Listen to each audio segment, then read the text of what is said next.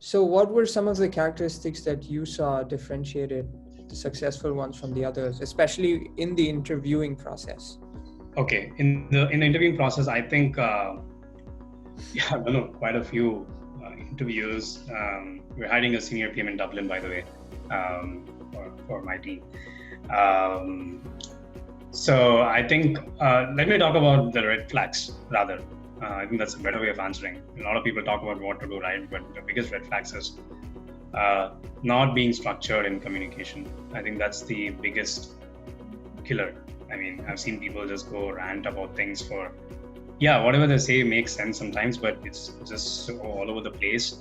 I ask them a simple question, not so simple question, and they just go all over the place, wander everywhere, and they don't come to the point. So, being just walk the not being able to walk the interviewer with you and take him or her along the journey to solve a problem, and not being collaborative in that effort and asking good questions, intelligent questions, smart questions to narrow down the scope, which ultimately comes down to collaborative communication.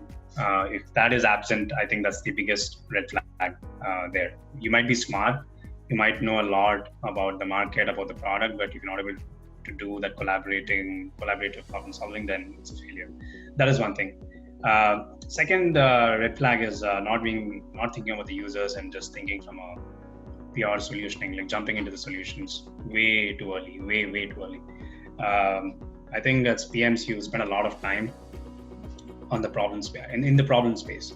So if you don't spend 50% of your time understanding the problems and then picking one which has the biggest opportunity, that means you're not demonstrated user empathy and you're not demonstrated business thinking and business sense there. You are only thinking from a technology or solutioning perspective. So that is one more red flag that I see.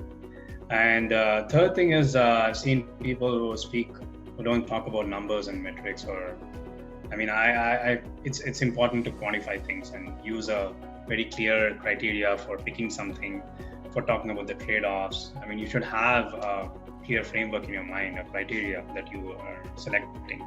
You have a bunch of assumptions, you identified a bunch of risks. Just tell that, just share it out and share out your criteria for picking something. Why are you not picking something? And why are you pursuing this route? You should be able to answer that and justify that with numbers, or at least qualitatively as well.